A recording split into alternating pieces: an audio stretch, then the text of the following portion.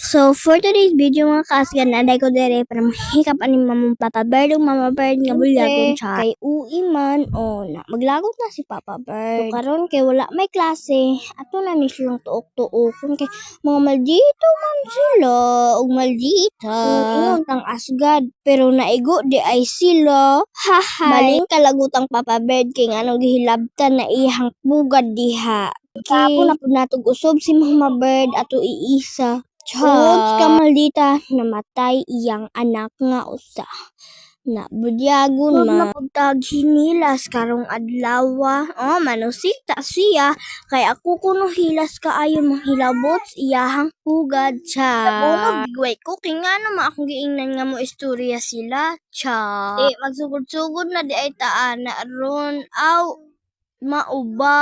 Musuwid ta sa bagong trend nga tuok-tuokon ang mga salapati. Cha. Kahuman ana ato na silang atuon. Dayon tusik-tusikon. Cha. So maldita di ay kaayo among Mama Bird kay mangusi pud ta siya di kumot-kumuta ng oras. Tungod ka maldita nagkaburiching na laman siya. Tuok-tuokon bita. Kay usog na pud tag hinila, sikapon na pud nato ng mga baby bird nga gagma. Murag magic ba?